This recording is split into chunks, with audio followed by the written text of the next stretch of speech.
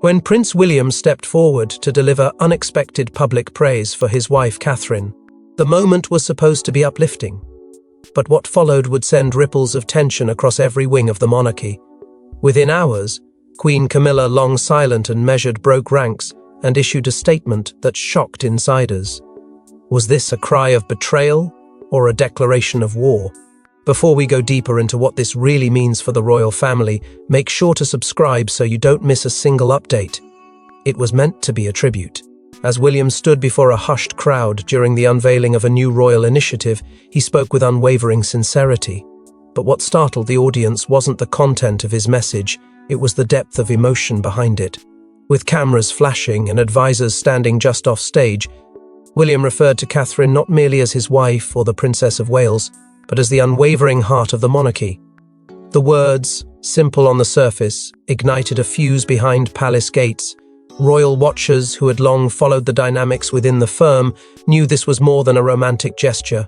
It was a signal, a public alignment, and one that didn't include the Queen Consort. Almost immediately, murmurs of unrest began to emerge. Royal commentators noted that Camilla, who had been expected to appear at a separate engagement that afternoon, left the event earlier than planned. Some say she was pale, others claim she was furious. Either way, within hours, the palace issued an unprecedented bulletin. Queen Camilla would be releasing a statement. For someone known for restraint and quiet composure, the decision to go public sent shockwaves through every corridor of royal authority. Long-standing tensions between Catherine and Camilla had always simmered beneath the surface, occasionally whispered about in royal columns but rarely confirmed. Now, those whispers roared into headlines. This wasn't just a disagreement, this was a rupture, and it was happening in full view of the public. The fact that William's words had been delivered so publicly, so purposefully, felt strategic to some and personal to others. The balance of power was shifting and fast. As journalists scrambled to confirm the story, leaked audio from palace insiders revealed something even more jarring. In a private corridor just hours after William's remarks, Camilla was reportedly heard in a state of emotional distress, questioning how things had changed so quickly, how influence had silently slipped from her grasp without so much as a warning. The pain was audible. So was the fear. This was no longer just about a single speech. This was about succession, symbolism, and survival within the monarchy's most intimate chambers. With Camilla's statement looming and public sentiment already stirring in Catherine's favour, the question wasn't if this would escalate, it was how far it would go. Power, once carefully veiled, was now exposed, and the consequences would be swift. But what exactly did Camilla say, and why did it cause panic among the inner royal circles? Camilla's statement wasn't just a response, it was a veiled confession.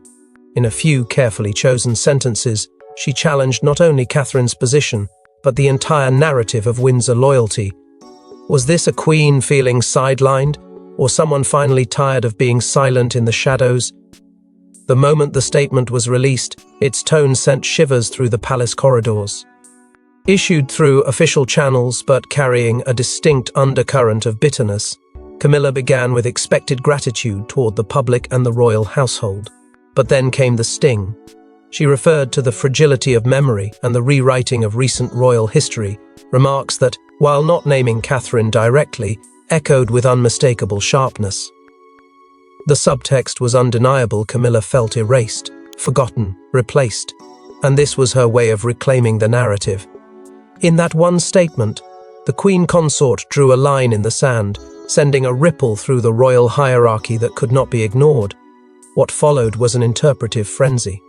Analysts and royal commentators scrambled to decode her words, while insiders leaked quiet concerns that the statement had not been fully sanctioned by Buckingham's communications team. But it was the phrase "those who entered the firm later" that lit the true firestorm. For many, this was a direct swipe at Catherine, one that revived every old wound, every behind-the-scenes whisper of rivalry, envy, and silent exclusion. The intent was carefully cloaked, but the implications were nuclear. Camilla was asserting her place, not as the past, but as a still relevant force. Not merely the king's wife, but a royal matriarch refusing to be cast aside. Experts weighed in immediately, Body language specialists analyzed the brief accompanying video, noting the slight tension in Camilla's jaw, the clipped cadence in her voice, the uncharacteristic glance downward as she spoke of continuity. Restraint, yes, but there was something else beneath it. Pain, humiliation, and possibly a final attempt to salvage her diminishing influence. Some interpreted the tone as desperation, a last grasp at control in a court where momentum was clearly slipping from her grasp. Others saw it as a calculated warning, a reminder that Camilla would not go quietly into irrelevance. What deepened the rift was William's continued silence. Despite the storm his comments had triggered, the prince made no effort to clarify or soften the moment. If anything, his absence from the narrative only magnified the power imbalance now developing between the two queens. The press noted this with growing intensity, citing sources who claimed that William was fully aligned with Catherine's emerging role and unwilling to walk back the truth of his praise. The lack of royal unity became the story, and it was spiraling quickly. Behind the scenes, the palace press office entered triage mode. Emergency meetings were convened, talking points were distributed, but no one could contain what had already escaped. The narrative had evolved beyond the control of statements or protocol. The family was being torn in two, not just in private, but in public, in front of a world that was watching every word, every pause, every breath. As the public split into factions, Team Catherine or Team Camilla, the family itself was entering uncharted territory. Behind gilded palace walls, whispers turned into ultimatums. Staffers, aides, and even senior royals were forced to take sides, some discreetly, others defiantly. As Queen Camilla's inner circle began to fracture, a new power center emerged around Catherine. What began as quiet unease turned into open defiance. Senior aides who had long served under Camilla's wing began requesting transfers, citing vague concerns about future clarity and internal realignment. For years, these individuals had been loyal to the Queen Consort, defending her presence and preserving her image. But now, their silence was unraveling. A once stable operation was cracking under the weight of suspicion and political recalibration. The atmosphere inside Clarence House became noticeably colder, more formal, and filled with coded glances. Camilla's top strategist was said to have abruptly cleared her calendar for the week. Another longtime associate left a key group chat mid-meeting. These weren't random exits, they were silent declarations. At the same time, Catherine was no longer sitting idle. She was seen entering a private wing of Windsor Castle for what insiders called a strategy huddle with Princess Anne, an unusual pairing not seen since the Queen's funeral. The optics of such a meeting were impossible to ignore. Anne, respected, fiercely loyal to the crown, and unshakably principled, appeared to be aligning herself intellectually, if not symbolically, with the Princess of Wales. The speculation was immediate and relentless. Was this the beginning of a shadow council forming beneath the throne? Had Anne decided to help recalibrate the future? Whatever the motive, it was clear Catherine was no longer being shielded, she was stepping forward. Then came the most visible fracture. Prince Edward, who had long maintained neutrality between the warring female forces within the family, abruptly cancelled a long-scheduled joint appearance with Camilla. No reason was provided, no substitution was offered. Royal aides tried to mask the move as logistical, but no one bought it. It was a calculated absence. The dominoes were falling, and Camilla could see it happening in real time. Leaked messages from internal palace servers only made matters worse. Screenshots surfaced of staff describing a shift in gravity, with one aide allegedly writing, "We're preparing for the Catherine era. Whether anyone says it aloud or not, the term Queen in Waiting was suddenly everywhere. Not in official documents, not on royal letterhead, but in murmurs, in texts, in whispers that carried the weight of inevitability. It wasn't just a title. It was a prophecy being fulfilled in real time. William, now acutely aware of the storm his praise had stirred, held a closed-door emergency session with the Queen's advisory board. No press release followed, no public agenda listed, but the implications were unmistakable. His role had shifted from heir in preparation to protector of transition. The monarchy was rebalancing, and he was at the center of it, defending not only his wife's honor, but her destiny. But the deeper war wasn't over optics, it was over legacy, and Camilla wasn't backing down quietly. Camilla's outburst was no accident, it was the tip of an iceberg built over decades. As private letters, insider leaks, and secret recordings emerge, a pattern of exclusion, erasure, and rivalry between two very different queens is exposed. Behind the royal curtain, where loyalty is currency and silence is a weapon, Camilla had long fought for relevance. But in the months leading up to her statement, something shifted. Sources close to senior aides revealed Camilla's growing suspicion that she was being systematically removed from long-term royal strategy. In internal conversations, she reportedly referred to herself as being deliberately erased from the future, a chilling phrase that echoed through the palace halls with eerie weight. She was no longer just concerned with optics, she felt discarded, and she had the correspondence to prove it. Leaked letters, written to Charles as early as spring 2023, capture a woman on the edge. In them, Camilla expressed deep unease over her waning influence in royal planning. She questioned why her input was no longer being requested in policy meetings and why certain ceremonial decisions were made without her knowledge. These weren't tantrums, they were warnings. But Charles, already under pressure to balance a delicate power equation between his wife and his son's ascendant household, reportedly responded with vagueness and diplomacy. That silence widened the chasm. One of the most pointed insults came when Camilla was allegedly denied access to a high-level royal collection trust summit, a body she once oversaw with dignity. While Catherine was discreetly briefed on upcoming exhibition pieces and archival ceremonies, Camilla was left in the dark. To those inside the palace, the message was unmistakable. Camilla's reign was being sunsetted behind her back. Even more symbolic was the ceremonial blow dealt during the autumn gala season. Catherine appeared wearing Queen Alexandra's emerald tiara, an item Camilla had long admired and even assumed would be formally associated with her tenure. But the assignment had changed, quietly, permanently, and it didn't end there. Camilla's foundation initiatives, once thriving under the king's blessing, suddenly found themselves under review. Projects paused, funding frozen. The reason, according to internal memos, was pending royal restructuring. In a monarchy where appearances are everything, these moves were more than bureaucratic, they were bruises. Camilla was watching her legacy dissolve before her very eyes, while another was being built with silent precision. But perhaps the most damning revelation came not from modern memos, but from something far older. Whispered among palace insiders for years was the existence of Queen Elizabeth II's sealed succession note, a final document outlining her wishes for the future face of the monarchy. Though never released publicly, those who claimed to have seen it suggested a quiet endorsement of Catherine, bypassing Camilla in symbolic stature.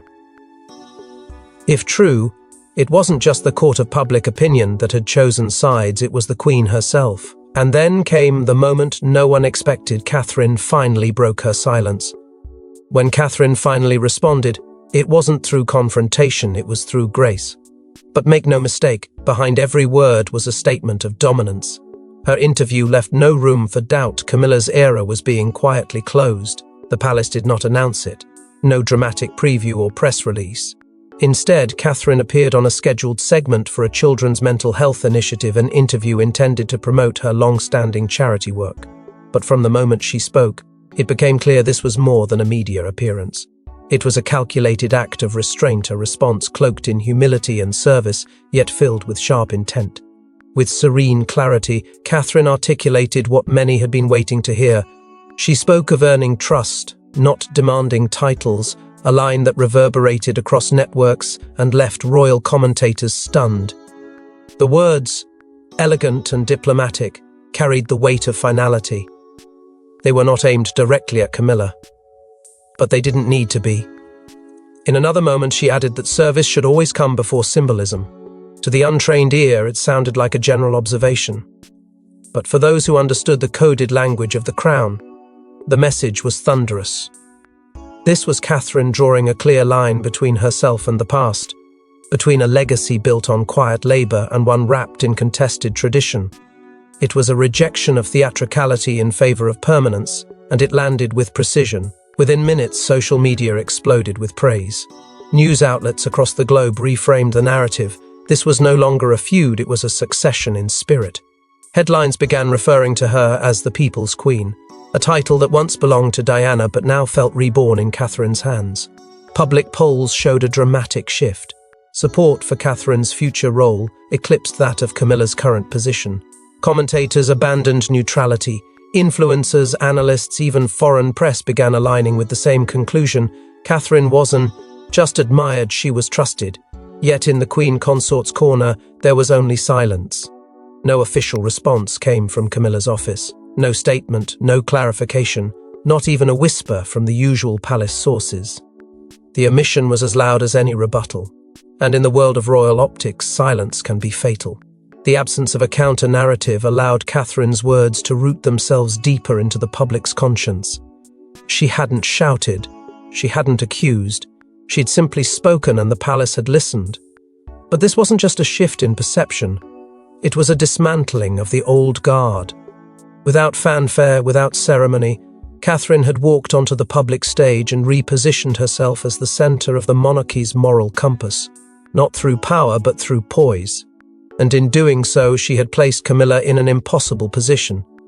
Any response would now appear reactive, emotional, and defensive, three qualities that Catherine had masterfully avoided. The crown, though still officially on another's head, had begun to tilt in the minds of millions. But if Catherine was winning the public battle, Camilla was already making private moves that would escalate everything. While the public fixated on words, Camilla focused on influence.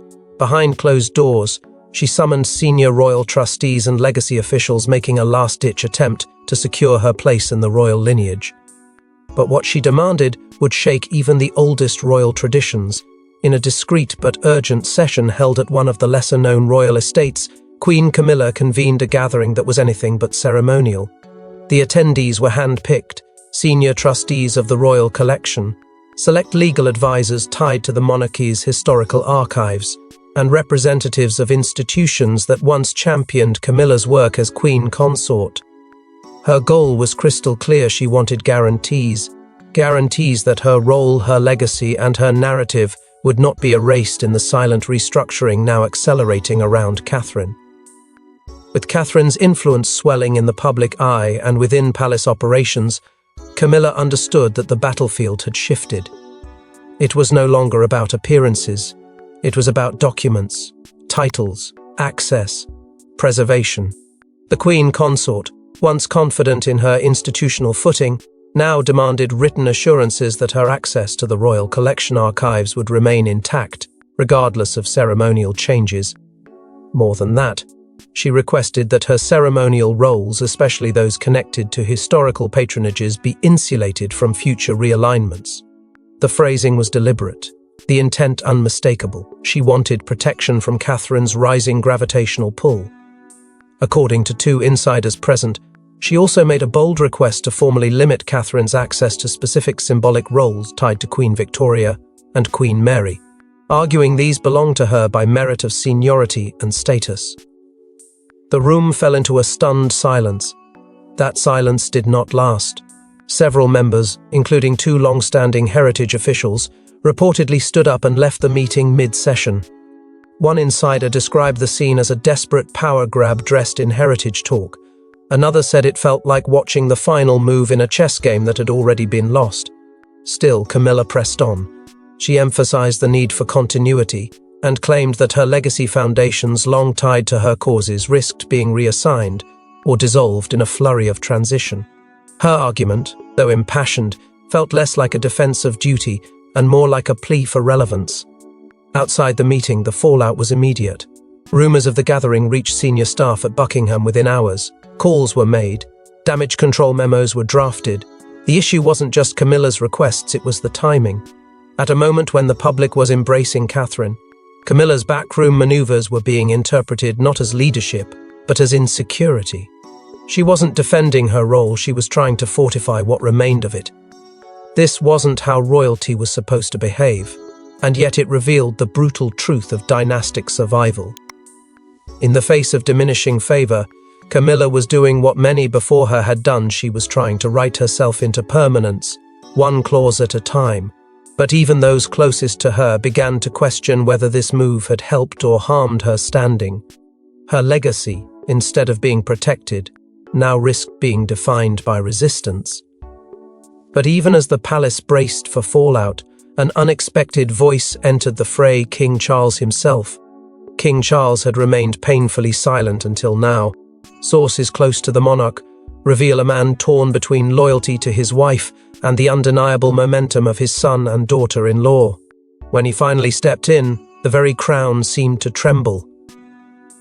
For weeks, the palace had moved without his voice, as though the monarchy itself were holding its breath, waiting for the king to choose a side without ever saying it aloud. But silence, in moments of conflict, becomes its own kind of verdict. And when the tension could no longer be contained, Charles acted in a way that left no room for doubt. He summoned both William and Camilla for separate, tightly controlled meetings. No press, no witnesses, just doors closing behind them, with the weight of a dynasty pressing down on every word spoken inside. What transpires in those rooms may never be fully known, but what emerged afterward changed everything. In his private conversation with William, Charles reportedly laid bare the grim reality forming beyond the palace gates. Internal reports, detailed and unrelenting, showed a dramatic shift in public sentiment support, tilting decisively toward Catherine. Not gently, not gradually, but with unstoppable force. Charles is said to have acknowledged for the first time out loud a fracture in the perception of the monarchy. The old symbols were losing their grip. The future had already chosen its face. And it wasn't his wife. When Camilla was called in next, the air reportedly turned heavy. Gone was the political chessboard. What remained was something far more painful: truth. According to insiders, Charles spoke not as a strategist, but as a weary monarch caught between love and legacy. He did not accuse. He did not threaten. He simply presented the reality she had been fighting. And for the first time since this storm began, Camilla is said to have faltered. Witnesses claim she left the meeting visibly shaken, her composure fractured in a way few had ever seen. Not furious, not defiant, just wounded by the realization that the tide no longer moved in her favor. The king's next move was quieter, but far more consequential. He signed off on Catherine's expanded role in a series of upcoming state tours, an act that on paper appeared ceremonial, but in truth functioned as a silent transfer of gravity. These tours would place Catherine at the forefront of global diplomacy, absorbing the visibility, trust and prestige that once defined the monarchy's center of power. It was not a declaration, it was a confirmation. Inside the palace, whispers surged once more. If Catherine was being positioned as the primary face abroad, what did that mean for Camilla at home? The most sensitive question of all began circulating with growing urgency. Would Camilla be excluded from Jubilee events tied to the monarchy's symbolic continuity? Officially, nothing was confirmed. Unofficially, the possibility alone was devastating. Inclusion meant relevance. Exclusion meant erasure. Charles, it is said, carried the burden of these decisions with visible exhaustion. This was not the reign he had imagined, not the balance he had hoped to strike. Yet the monarchy does not pause for sentiment. It moves forward, reshaping even those who built it. And in choosing stability over loyalty, the king may have sealed more than one fate. With the monarch forced to mediate, the final question loomed: was this Catherine's quiet coronation? Amidst the chaos, a calm figure stood unbothered by the noise: Catherine.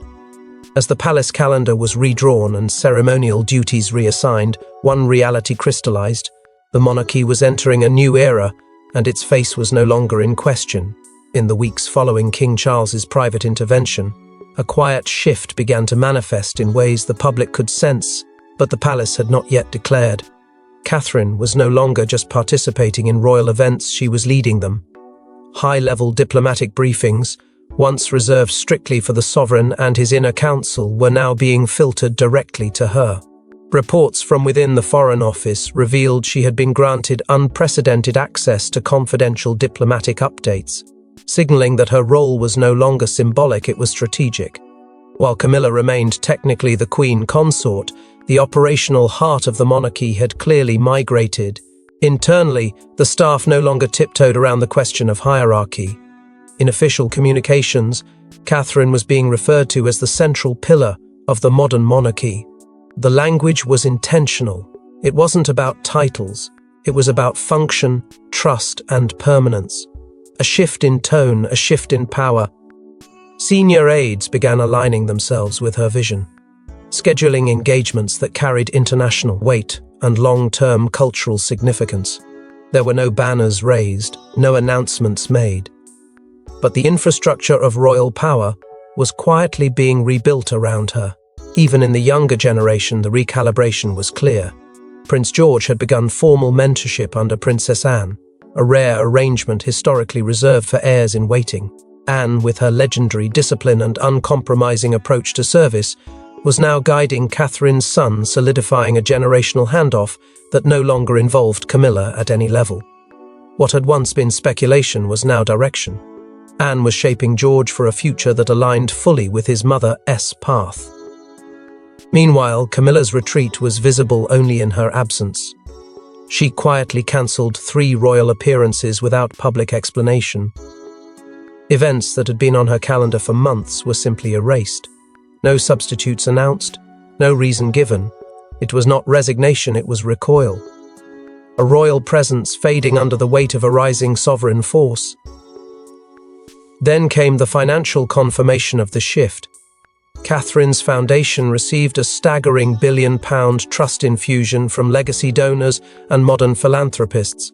The trust, reportedly the largest private contribution to a single royal initiative in decades, had been in quiet negotiation for over a year, but its finalization, strategically timed and heavily endorsed by global dignitaries, confirmed the international faith being placed in Catherine not just as a figurehead, but as a visionary. She wasn't just the future of the monarchy, she was now shaping its global mission. Around the world, the press caught up. International media no longer referred to her simply as the Princess of Wales. She was dubbed monarchy's modern compass, the axis around which the crown's evolving identity now revolved. In feature after feature, article after article, Catherine was positioned not as an accessory to power, but as its new embodiment. But just when the dust seemed to settle, a single gesture at a state dinner would stir the waters again. At a high-profile state banquet, Catherine arrived wearing an unexpected heirloom, the sapphire choker last seen on Diana. Seated opposite Camilla, a single glance was exchanged. And in that fleeting moment, the entire room understood. A silent reckoning had arrived. It wasn't part of the official program, and yet it became the only thing anyone remembered. The sapphire choker, once worn by Diana in the most iconic moments of her royal defiance and grace, had not been seen in public since her passing. Many believed it had been quietly stored, locked away with the unspoken fragments of a past the monarchy preferred not to revisit. But now, it had returned wrapped around the neck of Catherine, and timed to perfection. The placement wasn't just ornamental, it was calculated, deliberate, and devastating. Camilla, seated directly across the long state table, reportedly had no prior knowledge the piece would appear. When she saw it, aides say her composure momentarily broke, her gaze locking with Catherine's in a moment so brief, yet so thunderous, that those who witnessed it fell into stunned silence. The choker carried more than memories, it carried meaning. Diana had worn it as a symbol of resilience, of independence within a rigid institution. For Catherine to wear it now, at this particular event, in full view of world dignitaries and senior royals, was not just a tribute. It was a message, a reclamation, a closing of one royal chapter and the beginning of another. Palace photographers, tasked with capturing routine moments, quickly realized the magnitude of what they had witnessed. One photograph in particular circulated with alarming speed. Catherine, shoulders squared, posture mirroring Queen Elizabeth's stately profile, chin lifted in the exact way the late monarch used to carry herself when projecting unshakable resolve. It wasn't coincidence, it was code. Charles, seated beside Camilla, looked noticeably strained, not in anger, but in surrender. His weariness had been growing in recent weeks, and in that moment it seemed to crystallize. Observers whispered that he looked more like a man watching history than one still making it. The air around the table changed. Diplomats from multiple countries later confirmed the energy in the room was heavy with finality. This wasn't just another dinner, it was the closing act of a quiet war. By the time the morning sun touched the palace, tabloids had already delivered their verdict. Queen Catherine in all but name, one headline read. Printed in bold above a side-by-side photo of the sapphire choker, in its two eras Diana's and now Catherine's. Social media erupted. Royal forums overflowed. Analysts on morning news programs didn't debate what it meant. They explained why it had taken this long to happen. The monarchy hadn't issued a statement, but the image had done the talking. The queen in waiting had arrived without ceremony, without coronation, but with an undeniable presence that required no permission. Before we go deeper into what this really means for the royal family, make sure to subscribe so you don't miss a single update. Thanks for watching. Please don't forget to like and subscribe, and we will see you in next one.